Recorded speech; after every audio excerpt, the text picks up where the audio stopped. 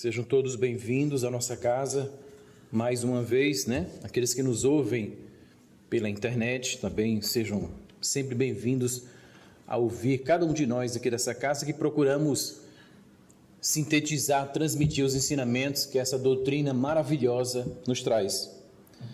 Eu escolhi um tema bem atual, que são os caminhos do envelhecer e do morrer. Eu tirei por base desse somatório de informações, que obviamente eu fui fazer uma pesquisa sobre isso, né? E esse tema é um tema que eu já vinha lidando com ele há algum tempo, porque todos nós ou estamos passando ou vamos passar pela senilidade, pela velhice. E eu achava que a gente precisava refletir um pouco sobre isso. Então eu fui na busca desta obra maravilhosa, chamado Espelhos da Alma, uma jornada terapêutica,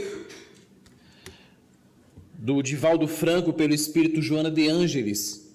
Então ela faz uma série de considerações sobre o envelhecer e o morrer, né? O que é que a psicologia espírita traz para nós, né? Fazermos essas reflexões sobre isso. Mas antes, sobre esse mesmo tema, eu resolvi procurar alguma coisa que pudesse abrilhantar e abrir essas informações com alguma mensagem, com alguma história trazidas pela doutrina espírita. Então eu achei uma mensagem do livro Bonova, pelo espírito Humberto de Campos, capítulo 9, em que ele fala exatamente sobre um encontro que Jesus teve com os dos seus apóstolos, e nesse diálogo se fala sobre o envelhecer. Então, o Humberto de Campos diz, nessa passagem, que o apóstolo Simão, que não é o Simão Pedro, o Zelote, porque tinha dois Simões, tinha o Simão Pedro e tinha o Simão o Zelote, que era antigo pescador do lago de Genezaré, e talvez o mais velho dos discípulos, ele e Pedro, o Simão, os Zelotes e o Simão Pedro eram os dois mais velhos. Então, o Simão, os Zelotes, começou a se preocupar ante o declínio das forças vitais, de que forma poderia colaborar com Jesus. Então ele questionava essa sua fragilidade. Ele se comparava com os demais apóstolos, com exceção de Simão Pedro, que também tinha certa idade, e preocupava-se em não poder ser útil à causa do Evangelho, o que motivou uma conversa mais particular com Jesus, segundo nos traz Humberto de Campos. Porque estas obras espíritas, elas têm uma peculiaridade.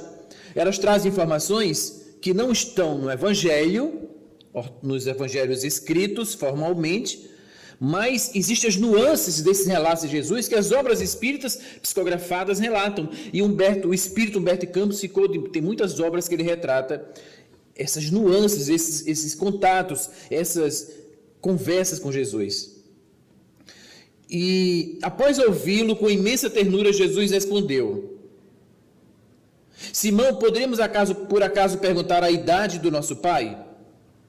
A vida, na sua expressão terrestre, é como uma árvore grandiosa. A infância é sua ramagem verdejante. A mocidade se constitui de suas flores perfumadas e formosas. A velhice é o fruto da experiência e da sabedoria. Esta imagem pode ser também a da vida do espírito, na sua radiosa eternidade, apenas com a diferença de que aí a vida espiritual, a existência humana, é uma hora de aprendizado no caminho do tempo. Vemos por vezes jovens que falam com a experiência milenária e velhos sem reflexão e sem esperança. Simão insiste no diálogo e pergunta: então, Senhor, de qualquer modo, a velhice é a meta do espírito? Jesus responde: não a velhice enferma e amargurada que se conhece na terra, mas a da experiência que edifica o amor e a sabedoria. Achas que os moços de amanhã poderão fazer alguma coisa sem os trabalhos dos que agora estão envelhecendo? Lembra-te da tua parte de esforço e não te preocupes com a obra que pertence ao Todo-Poderoso. Ama os jovens que revelam trabalho e reflexão. Entretanto, não deixe de sorrir igualmente para os levianos e os inconstantes. São crianças que pedem cuidado. Vai e tem bom ânimo. Depois, o espírito Humberto de Campos continua narrando que Simão, após o diálogo esclarecedor com Jesus, consegue salvar duas criancinhas que caminhavam na direção do lago de Genezaré. E nessa noite ele teve um sonho para sua alma simples. Na manhã seguinte, Jesus o contemplou com amor e disse: em verdade, Simão, ser moço ou ser velho no mundo não interessa. Antes de tudo, é preciso ser de Deus. Então, essa inquietação que o Simão, os Zelotes, e não Simão Pedro, teve, era uma inquietação que muitos de nós passamos ao chegarmos em determinado ponto da nossa vida. Naquele ponto em que vem o descanso após tantos anos de trabalho, que é a nossa aposentadoria, entrando ali pelos 65, 70 anos, e ali cria-se um encontro de informações, uma informação da sociedade moderna, das relações conflitantes que a pessoa tem com a sociedade moderna de hoje, da sociedade hedonista, em que o que vale, a teoria do que vale, é o exercício do prazer, indiferente a qualquer coisa. Do outro lado, tem uma proposta diferente trazida por essa psicologia da doutrina espírita. Entretanto, essa informação, essas informações sobre o envelhecer é tão importante, que eu estava vendo aqui um dado da ONU. A ONU diz que a população, realmente a gente sabe, todos nós sabemos que a população mundial está envelhecendo. E ela diz que em 2050, a população de mais de 60 anos vai aumentar 32%. O que equivale a dizer que vai sair de 750 milhões para 2 bilhões de idosos. E pela primeira vez vai passar o número de crianças, o número de idosos com mais de 60 anos. O que mostra que realmente a população está caminhando para ficar na sua idade mais idosa, diríamos assim. O IBGE, alguns anos atrás, também disse, não me recordo se foi 4, 5 anos atrás, dizia que aqui no Brasil havia 13 milhões de idosos. No ano de 2020, portanto, no ano que vem, nós teremos 30 milhões de idosos. E vamos ser o 6º país mais idoso do mundo, segundo os dados do IBGE. Então isso faz que esse tema possa ser realmente muito importante para a gente. Olha que quando a gente fala da velhice, tem muita gente que não quer nem tocar no assunto. Prefere nem falar sobre a velhice. Mas é importante falarmos. Agora, aqui cabe um dado interessante. Nós não vamos falar sobre aquela pessoa premida pelas suas enfermidades, pelas suas doenças degenerativas, que acomete muitos de nós, Parkinson, Alzheimer, a perda da sua capacidade cognitiva, da sua intelectualidade, à medida que entra em determinada faixa etária. Não são esses. Eu falo daqueles que entram dentro dessa faixa etária com um discernimento, com um raciocínio, capaz de refletir sobre essa fase que nós, exceto se não ingressarmos nessas enfermidades crônicas e degenerativas, iremos passar. E a população realmente está envelhecendo mais. Muito bem. Então, mediante tudo isso, a gente fica nesse choque entre a sociedade que nos faz desde cedo nutrir por essa juventude. A prova disso é que a gente tem muitas pessoas hoje com uma idade um pouco mais avançada, mas que querem nutrir de uma forma muito efetiva a sua jovialidade, a sua juventude, que deveria ser a juventude do espírito, e reconhecer que seu corpo já não atende à mesma necessidade que ele tinha enquanto antes. Então a gente passa a fazer essas mesmas reflexões, né? A mentora desse livro, a Joana de Ângeli, diz que o conceito de velhice é ortodoxo quando marca-se o início da velhice. E diz assim: a velhice se apresenta quando o indivíduo se considera inútil, quando experimenta o desprestígio da sociedade preconceituosa que elaborou conceitos de vida e padrões torpemente materialistas. Então, a pessoa, a partir do instante que determinadas pessoas, ou muitos de nós, ingressamos numa faixa etária em que a sociedade nos trata dessa forma e a gente se sente dessa forma, aí, segundo ela, a gente ingressaria nesse período da senilidade ou da velhice. Então ela acha esse conceito muito ortodoxo para cada um de nós. Então o desafio é como nos encaminharmos para a velhice e a morte numa sociedade onde somos estimulados a nos manter longe delas. Porque ninguém quer falar sobre elas. Realmente não é uma coisa fácil. Eu tive o caso pessoal na minha família, que eu perdi meu pai e minha mãe idosos. A minha mãe faleceu com 93 anos, motivado por um problema pulmonar. E meu pai teve Alzheimer há mais ou menos uns 82 anos.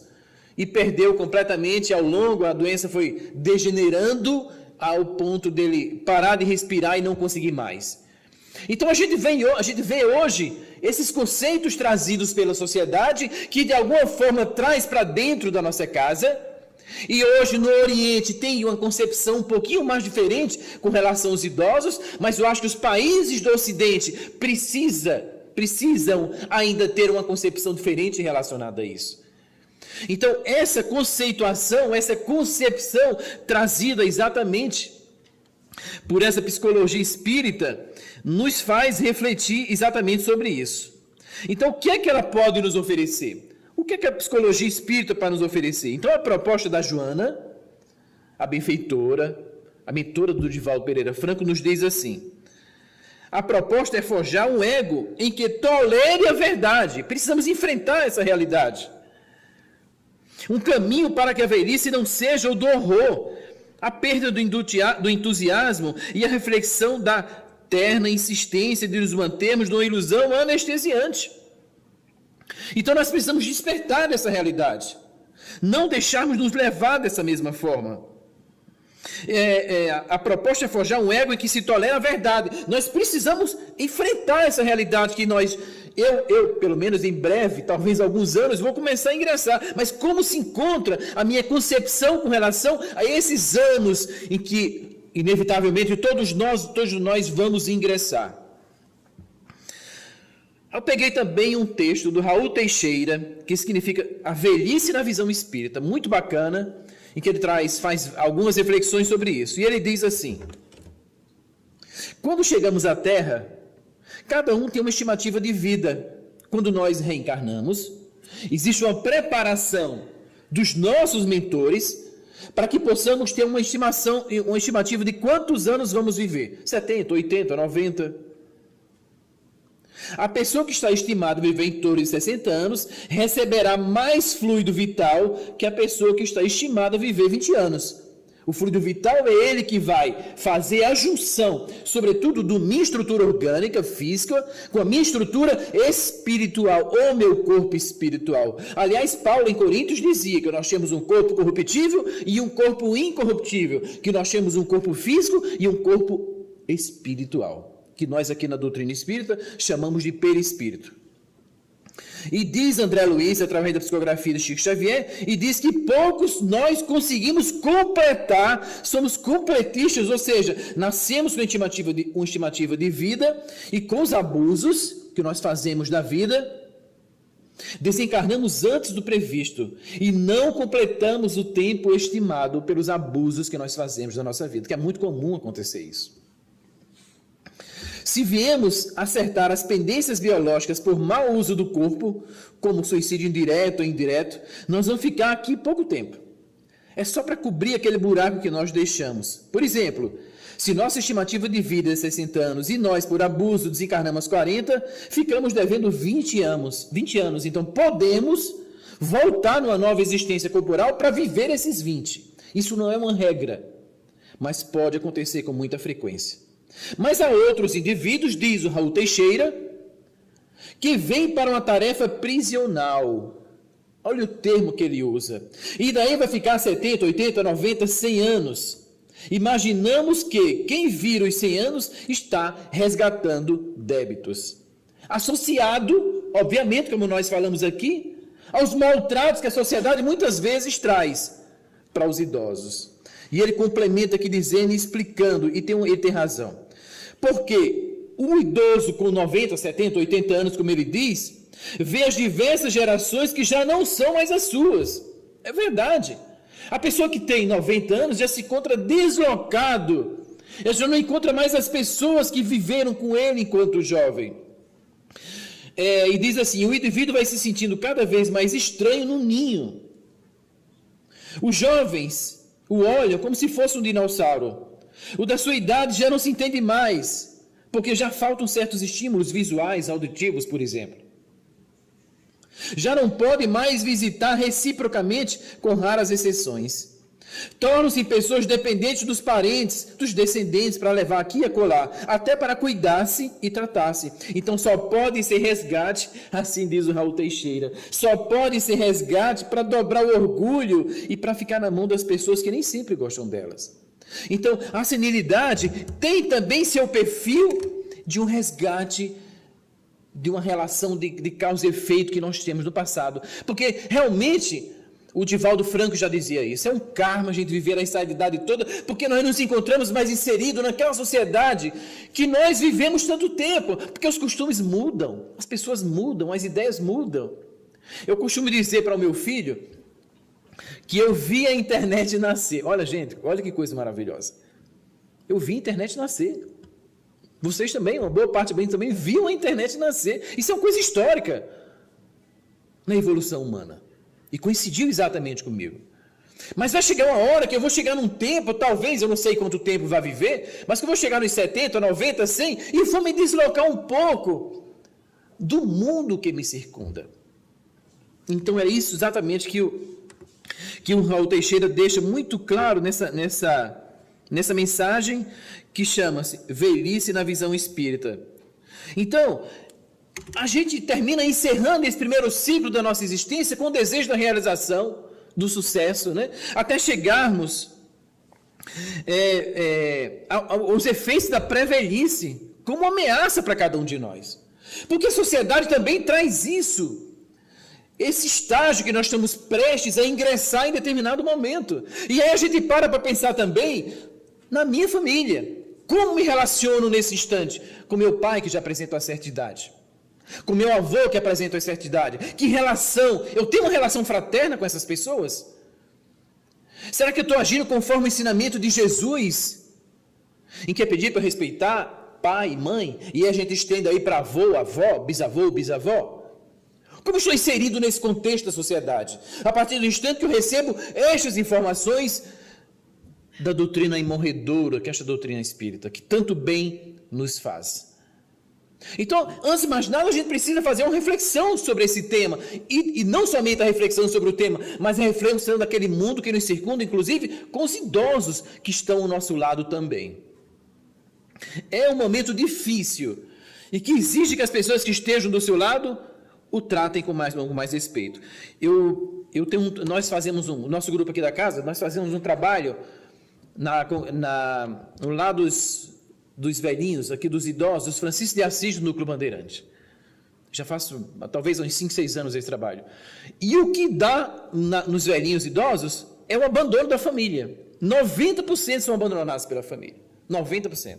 Um caso muito intrigante e muito marcante foi de uma senhora que estava por lá em determinado momento, raciocinando perfeitamente, cabecinha branca, com seus 70 anos mais ou menos, e eu comecei a conversar com ela, porque do nosso grupo, tem um grupo que fica dentro da cozinha, preparando o lanche para eles, e tem um outro grupo que fica fora, batendo papo com os idosos, que também é uma parte maravilhosa essa, conversar com eles, que eles gostam quando a gente chega para poder conversar, não é somente um alimento para o corpo, é um alimento para o espírito.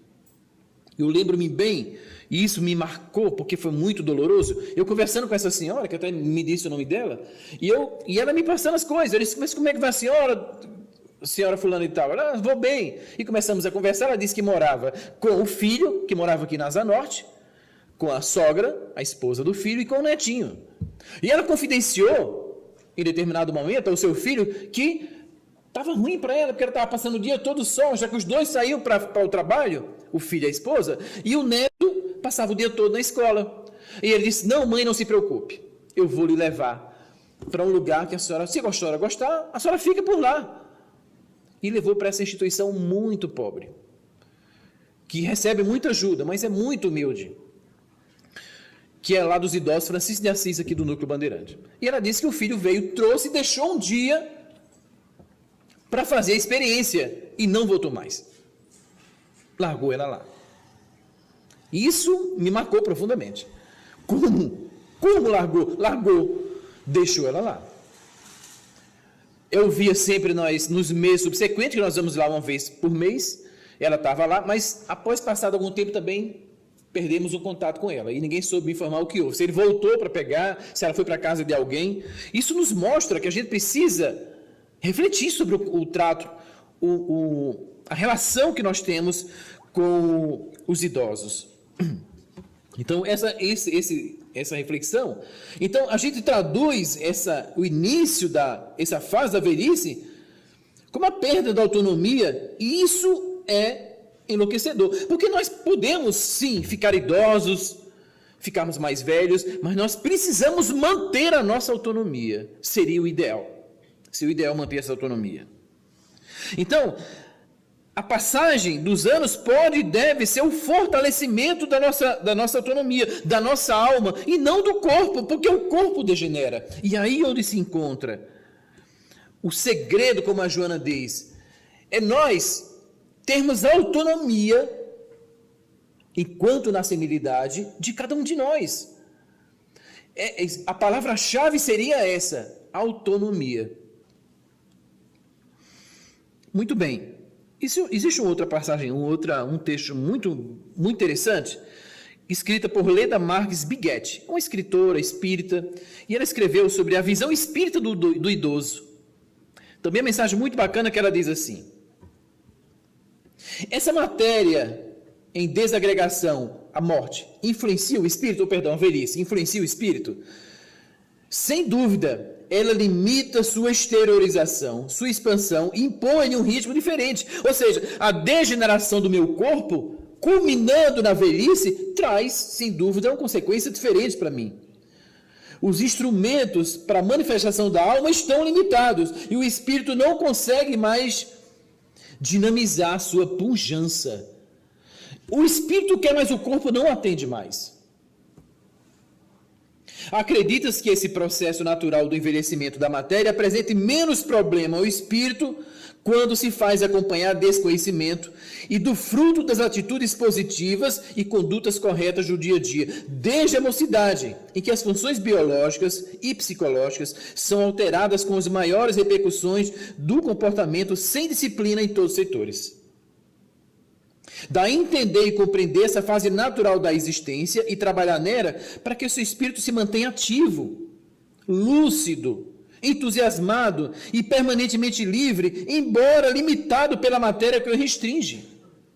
E isso vai acontecer inevitavelmente, em que apesar da degeneração material, da estrutura orgânica que reveste o meu espírito, e o meu espírito não vai ter mais a mesma facilidade, até mesmo da comunicação, ou de expor as suas vontades, de executá-las, mas ainda assim cabe ele, e aí traz um reflexo, a gente sai um pouquinho da matéria e volta à questão do espírito, aí vem a questão da alma e do espírito, porque vai chegar um momento que nós vamos tentar deixar o corpo de forma secundária e voltarmos para cada um de nós, e essa autonomia é a autonomia do espírito, da minha alma, que é o espírito encarnado, e não do meu corpo. Porque a autonomia do meu corpo eu vou estar perdendo à medida que eu for me degenerando, mas a autonomia da minha alma não. Isso precisa vir desde, como diz aqui nesse texto, desde a minha adolescência. São os bons costumes, são os bons pensamentos. O que é que cerceia o idoso, ou ele está prestes a entrar na sua velhice? Sentimentos de depressão, sentimentos de talvez um pouco de inferioridade, de preocupação, de ansiedade, e isso vai ter uma repercussão biológica no meu corpo físico. E é isso que essa Leda, ela nos traz exatamente nesses termos. E ela fala aqui, por exemplo, quando nós chegamos na senilidade, o nosso cérebro perde de 7 a 8% em comparação quando nós estávamos na vida adulta. Existe uma diferença. Os nossos neurônios, com seus dendritos, aquelas ramificações, aqueles braços do neurônio, que é a célula nervosa, diminui a partir dos 80 anos de idade. A capacidade da medição da glicose pelo cérebro, após os 70 anos, diminui consideravelmente. E isso é fisiologia, isso está no corpo. A queda da capacidade da síntese de um neurotransmissor chamado acetilcolina, que nos fala sobre, e que a redução dele nos dá uma redução discreta na capacidade de concentração, apreensão, aprendizagem em pessoas idosas, também acontece a diminuição da acetilcolina, que é esse neurotransmissor. O que mostra que vai mudando as coisas para a gente no corpo. Todavia, a maioria das pessoas chega aos 75, 80 anos ainda com bom desempenho intelectual, mostrando que o nosso organismo tem uma certa reserva funcional para enfrentar essas perdas. Então, o fato de eu estar com 75, 80 anos tem uma debilidade orgânica, sim, mas isso não significa necessariamente a perda da minha capacidade, nem sempre a perda cognitiva. Eu tenho a minha capacidade, a minha autonomia a partir de então. Por outro lado, os sentimentos da esperança, da fé, né? Aí eu falei antes que nesse desequilíbrio, porque alguns sentimentos, como aqui, quer ver? Que ela deixa aqui claro, a depressão, o inconformismo, a perturbação, um dos efeitos apresentam danosos ao nosso corpo, ao nosso sistema imunológico, isso altera. Então, enquanto na minha vida, ou enquanto na minha senilidade, eu preciso mudar o meu pensamento. E isso é olhar para dentro da minha alma, fazer as reflexões necessárias que nós precisamos fazer. Então, vocês vejam que a proposta da doutrina espírita, na senilidade, para não perder essa autonomia, é olharmos para dentro de nós. E que essa mudança proveniente da mudança dos nossos costumes, dos nossos sentimentos, vai ter uma repercussão direta no meu corpo físico.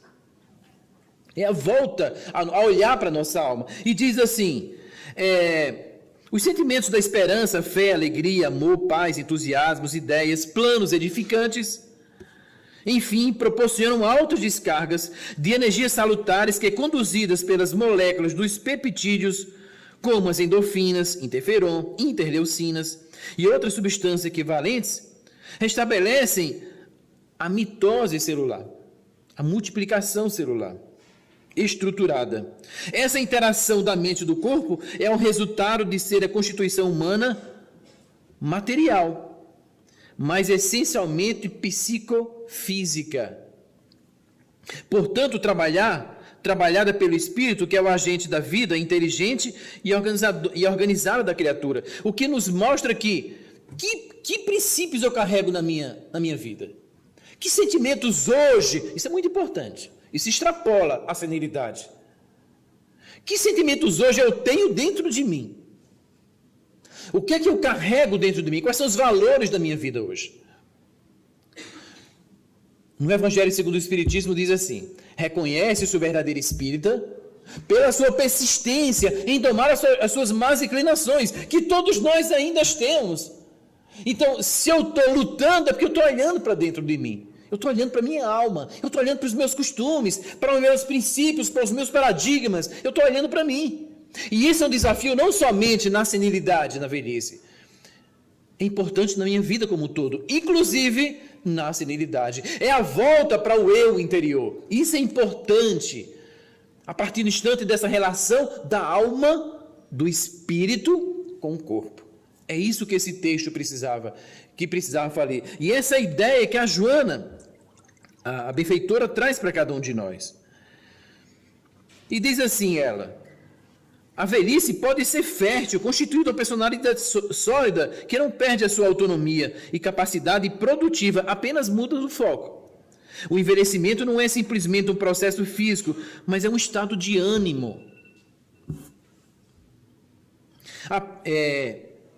Passa muito mais por uma atitude mental do que por uma perspectiva biológica, porque a gente associa sempre a velhice com a condição biológica, o que nem sempre pode acontecer. E o campo mental? Então, assim a gente consegue fazer a reflexão do ponto que nós queríamos chegar, dessa interação entre o corpo e o meu espírito. repensarmos a nossa vida, repensarmos os nossos conceitos. Aí você pode perguntar, somente para a senilidade? Claro que não, para a nossa vida como um todo. Melhorarmos a nossa vibração. É tão bom quando a gente se aproxima de uma pessoa que irradia uma energia boa. A gente quase que toma um passo quando se aproxima daquela pessoa. Não é? Tem gente que a gente se aproxima, abraça aquela pessoa fraternalmente, parece que a gente recebe um abraço, recebe um passo daquela pessoa, de tanta energia maravilhosa que ela passa para cada um de nós. Assim é a vida. Nós somos uma estrutura energética que irradiamos energia para o nosso. Essa radiação sai do nosso eu, mas interfere com cada molécula do meu corpo físico. O meu corpo é sensível à influência da minha mente. Hoje a ciência já não tem mais dúvida com relação a isso. E na senilidade por isso que não podemos perder o ânimo. E como consequência, a palavra que ela usa é a nossa autonomia. Então essa é a reflexão da noite.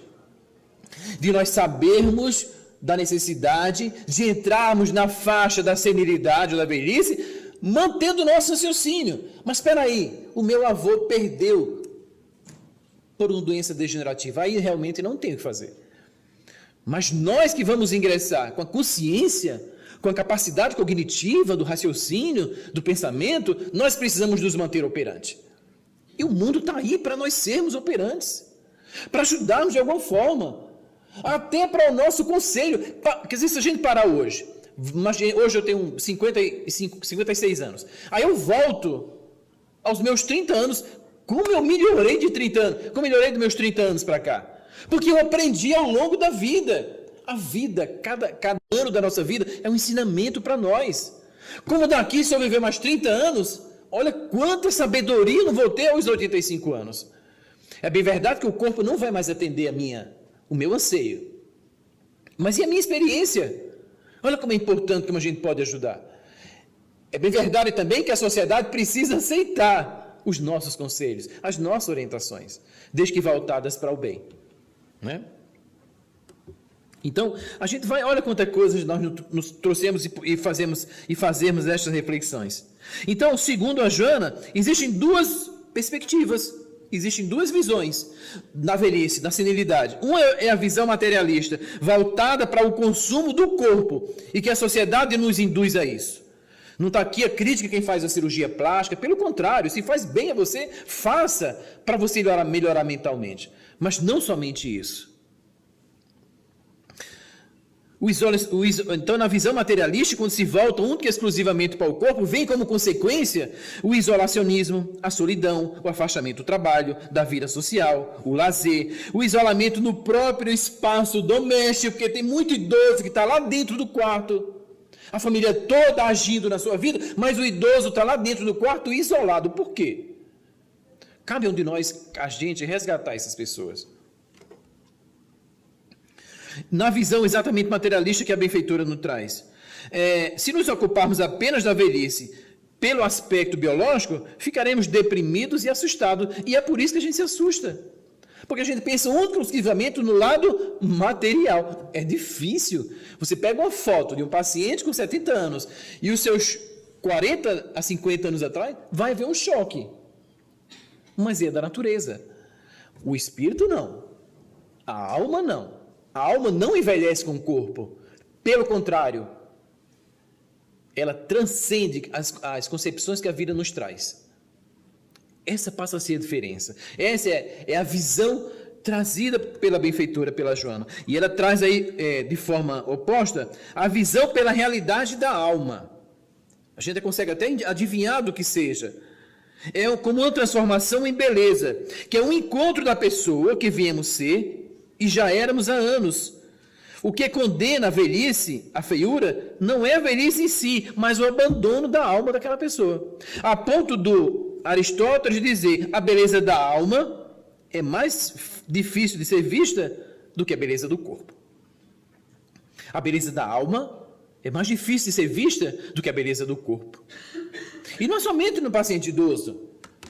O que nos chama atenção primeiramente nas pessoas? A beleza do corpo. Depois que a gente vai perceber a beleza da alma. Só que no idoso não tem mais a beleza do corpo.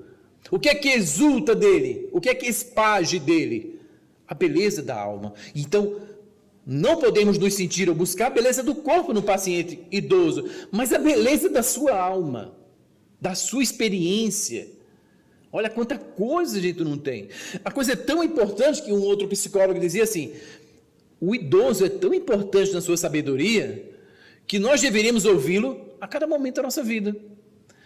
Quando nós tomarmos uma decisão muito importante, vou ouvir meu avô. O meu avô, aquela pessoa que é minha referência, eu vou ouvi-lo, porque certamente a vida trouxe muita coisa para ele. E assim a gente faz ele útil. Ele não é uma pessoa inútil, ele não está escondido ali dentro do quarto daquela pessoa. Assim nós vamos aprender e lidar com essa situação, com essa fase da senilidade, da velhice. Então, nesse contexto, a proposta da Joana, ela trabalha em 5 pontos. O primeiro ponto é quebrar a imagem onipotente do ego. Quebrar a imagem onipotente do ego, em que nós somos o centro. E diz assim: a nossa percepção da realidade fica comprometida com a pequenez do nosso eu interior. Reagimos de forma onipotente como defesa diante da ameaça desse mundo frágil. Com isso, nossos valores tendem a ser superficiais e a nossa vida sustentada por referências externas. Não vamos valorizar as coisas que o mundo nos traz. Mas e o meu mundo interior?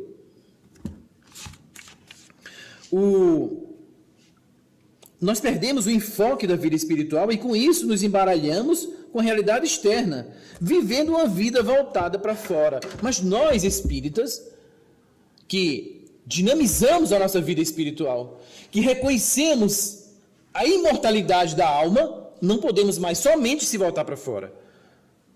Nós precisamos reconhecer a existência do nosso ser, a existência da nossa individualidade e do nosso eu interior, olharmos para dentro e vamos descobrir cada coisa. Olha, quando a gente olha sem o orgulho para dentro de nós, de forma cristalina,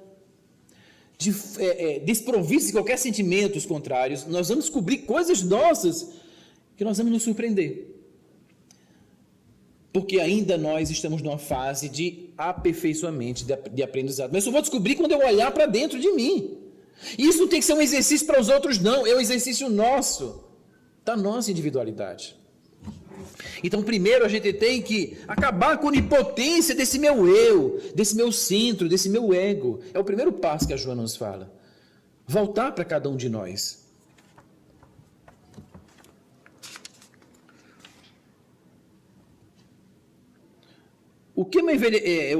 Que aspectos do meu ego estão sendo alocados em xeque? O que eu devo abrir mão em favor de uma vida mais plena? Quando esses incômodos acontecem, podemos ficar agarrados nas antigas atitudes solidificadas em mim. Por causa desse meu eu que eu fui construindo e não despertei para essa realidade. Então nós precisamos quebrar esse ponto forte do meu ego, essa onipotência do meu ego, que segundo ela é o primeiro ponto. Então diz, o caráter força o encontro com a memória, buscando reescrever a nossa história para fazer sentido. Os últimos anos são preciosos para se fazer uma revisão da vida e para reparar erros. Olha aí, reparar erros do passado, refazermos a nossa vida. E os últimos instantes nós estamos com a maturidade para fazer isso. Talvez aos 20, 25 anos e 30 eu não tenha maturidade para promover isso. Mas na minha maturidade eu tenho. Então é aí que nós temos que quebrar essa onipotência, né? O segundo passo ele diz que é pressionar o indivíduo a sair de um enfoque material e exterior e olhar para dentro, um olhar espiritual que eu me referi ainda agora. Perdemos o enfoque espiritual da vida e com isso nos embaralhamos. E o Carl Jung fala umas coisas maravilhosas sobre isso, sobre essa perspectiva daqui, né, de olharmos para dentro de cada um de nós. Ele disse assim: toda a experiência demonstra que, se quisermos ter o conhecimento puro de qualquer coisa, devemos nos liberar do corpo. E a alma em si mesmo deve completar todas as coisas nelas. Mesmo assim, suponho que possamos atingir aquilo que desejamos e a partir daí dizer o que queremos da nossa vida. Ou seja, eu preciso me desligar do corpo, segundo Carl Jung. E isso é exatamente uma frase dele que foi colocada nesse item, que fala de pressionar o indivíduo a sair do enfoque material, exterior, e ter um olhar espiritual. O terceiro ponto que ela traz em consideração é confrontar-se com a sua imagem interior, e o envelhecimento revela o caráter. Em nossa vida, nós trazemos imagens internas da alma, que são essenciais, que revelam nossa qualidade e são matéria-prima que motiva a nossa vocação. Elas traduzem nosso mito pessoal, dando significado à vida e o sentido da nossa existência. E como fui construindo essa imagem ao longo dos anos. E quem sabe essa imagem vai ser a imagem que vai me fazer bem nesse período. Talvez não. Mas aí a gente vai encontrar os pontos necessários dessa mesma reflexão. A Joana diz assim: deve ser considerada inevitável e ditosa a velhice, pelo que encerra de gratificante, após as lutas cansativas das buscas e das realizações. É o resultado de como cada qual se comportou, como foi construído pelos pensamentos e atitudes, ou enriquecido de luzes e painéis com recordações ditosas ou felizes. Então, o que nós fizemos do nosso passado? Quais são as recordações que eu tenho na minha vida? Nesse estágio da senilidade, da velhice, eu vou começar a reconhecer tudo isso. E eu volto à questão da maturidade. Nesse período, nós vamos ter maturidade para reconhecer, desde que desprovidos de qualquer sentimento que obstruam essa capacidade perceptiva nossa. Por fim, ela fala também: estabelecer uma nova consciência e o compromisso para um novo paradigma. Não mais o da biologia, do culto ao corpo, da aparência, não de criatividade, mas uma habilidade da forma e realidade da essência da vida, de nos relacionarmos com as prioridades internas e transmiti-las aos outros. Em resumo, ela traz sempre para cada um de nós a necessidade premente que nós temos de olhar para dentro, de olharmos os nossos valores, de olharmos aqui que nutre a nossa caminhada nesses últimos anos da nossa existência.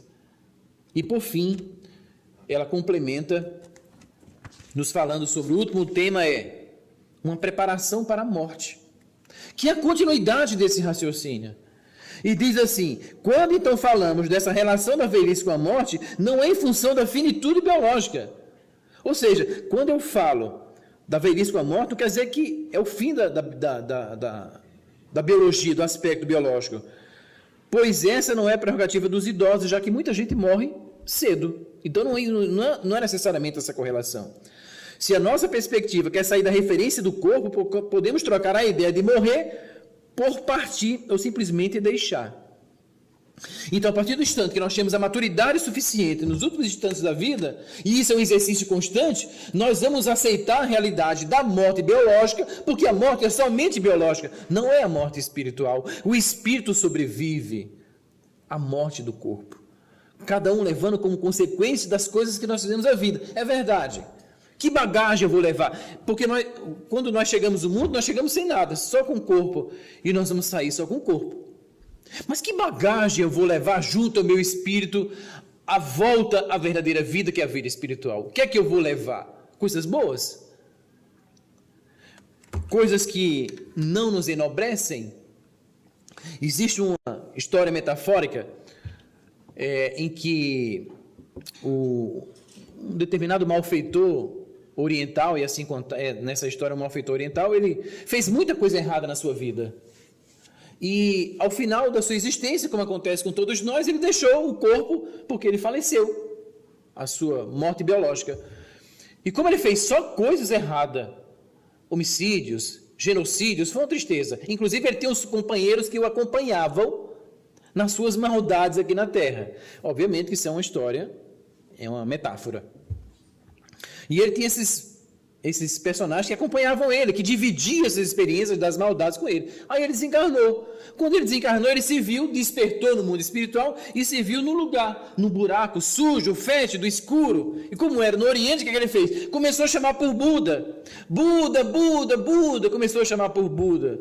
Eu não mereço estar passando por essa situação. Buda, Buda. E começou a chamar por Buda toda hora. E ele naquele buraco escuro, fétido, ali embaixo, junto com seus parceiros que também foram, Aparece Buda luminoso sobre ele naquele buraco e diz: meu irmão, por que me chamas insistentemente? E ele disse: eu não mereço estar passando por essa situação. Eu estou sofrendo aqui com todos os outros, nesse lugar sujo, fétido, escuro. Eu não merecia estar passando por isso. E o Buda disse: mas meu querido, tu só fizeste coisas erradas na tua vida. Só fez uma coisa errada atrás da outra. Aí o Buda parou e disse: não, você não só fez coisa errada. Aí, ao lado do Buda, onde ele estava suspenso, apareceu uma tela fluídica e mostrou um dia que esse malfeitor estava caminhando no corredor da casa dele. Caminhando, quando passou a aranha na sua frente. E ele fez assim com o pé para matar a aranha. No meio do caminho ele tirou o pé e não matou a aranha. E por isso você fez uma coisa boa. Você não matou a aranha. E ela, em retribuição a esse gesto, aí aparece a aranha ao lado da tela. Ela começa a tecer uma teia de aranha para dentro do buraco. E o Buda disse: em retribuição que você não a matou, perdão, ela começou a tecer uma teia. Isso aqui está tecendo a teia para você sair do buraco. Ele disse: ora, mas como é que eu vou sair de um buraco por uma teia de aranha? Ele disse: você não está reclamando? Enche-se de fé e de coragem e saia por essa teia de aranha que foi acabar de fazer para dentro do buraco. Ele não tinha nada a perder. Resolveu se aproximar da teia de aranha, pegou, balançou e viu realmente que a teia de aranha estava com uma certa consistência. Imundido pelo seu desejo de sair dali, começou a pegar a teia de aranha e foi subindo. Quando ele tinha subido mais ou menos 2 metros, os seus parceiros vinham subindo também atrás. Ele olhou para baixo, viu que os outros estavam subindo e fez assim com o pé, para que os outros não conseguissem sair. A teia quebrou e todos caíram de volta no buraco. E o Buda se voltou para ele e disse: não está na hora ainda de você sair daí. Quando o seu egoísmo deixar de se fazer presente de forma tão efetiva, quem sabe vai aparecer uma mão luminosa para lhe tirar de dentro deste buraco. É a relação de causa e efeito que nós temos da nossa vida. As consequências que nós temos. Não, obviamente, dessa forma, né? Mas o principal cobrador que nós vamos ter após encerrarmos essa existência corporal é a nossa própria consciência. E nós precisamos trabalhar ela aqui. Nós precisamos trabalhar ela junto à nossa senilidade, à nossa velhice. Não nos deixarmos levar pelo desânimo, pela perda. A energia já diminuiu, mas vamos manter a nossa capacidade produtiva na nossa vida. Não deixar que a sociedade nos sufoque ou nos traga valores arraigados à questão material. E o meu espírito, onde fica? E a minha vivência ao longo de todos esses anos?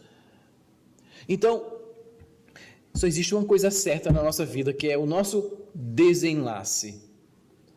Alguns não vão passar pela velhice. A vida vai ser interrompida anteriormente. Muitos de nós, e o IBGE nos mostra, e a ONU nos diz que muitos de nós vamos sim atravessar esse período.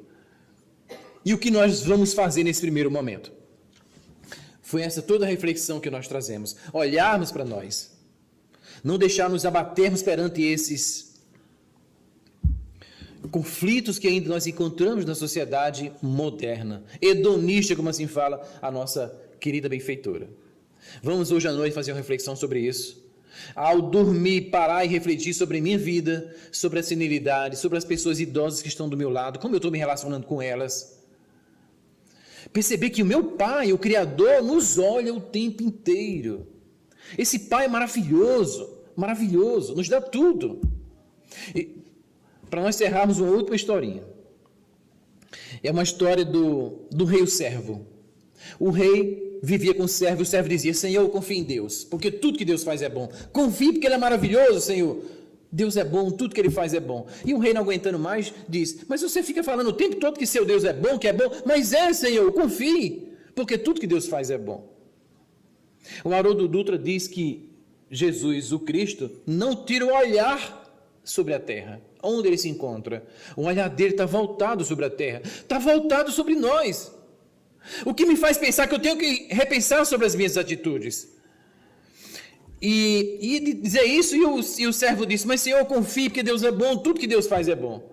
Passado um dia, os dois saíram para fazer uma caçada. E nessa caçada, um rei, com a arma, perdeu o pedaço do dedo. E voltou muito triste, conseguiu resolver o problema do sangramento, voltou triste para o castelo, o servo estava junto, ele chamou o servo à sua presença e disse: você vai ficar preso no calabouço, porque você mentiu para mim. Você disse que seu Deus era bom, bom que nada, está aqui, perdeu um pedaço do meu dedo. E o servo disse: Senhor, confie. Seria tão bom se a gente confiasse assim, né? Confie, porque Deus é bom. Tudo que Deus faz é bom para a gente, confie, Senhor. Mas o rei não quis dar atenção ao servo e prendeu o pobre do servo no calabouço. Passado algum tempo, já com o dedo cicatrizado, mas sem um pedaço, ele saiu para fazer uma caçada, se distanciou demais do castelo, numa localidade muito inóspita, e lá ele foi aprisionado por os índios. E esses índios eram canibais. As suas vítimas eram comidos por essa tribo. Mas constava no ritual dessa tribo que quem tivesse um problema de ordem física não poderia ser sacrificado. E quando viram que faltava o pedaço do dedo do rei, libertaram, não podia ser sacrificado. E o rei voltou exultante de alegria para o castelo, sorrindo, afinal de contas o seu dedo salvou o seu corpo. E quando ele chegou, mandou chamar o seu servo e disse: realmente seu Deus é bom. Tudo que seu Deus faz é bom, porque se não fosse o problema do meu dedo, eu teria sido comido pelos índios. E o servo disse: Senhor, Deus é bom. Tudo que Deus faz é bom. Porque se o Senhor tivesse trancafiado no calabouço, o comido teria sido eu. Então, as pessoas dizem que Deus escreve certo por linhas tortas. Não, Deus escreve certo por linhas certas. Nós é que achamos que são tortas. Mas Deus nos observa. Observa as pessoas que estão ao nosso redor. Observa o mundo que nos circunda, a sociedade que nos circunda e a nossa relação com aqueles que estão ao nosso lado, inclusive com os idosos. Então vamos fazer uma reflexão essa noite sobre tudo isso. Que Jesus nos abençoe, nos proteja e nos ampare. Muito obrigado.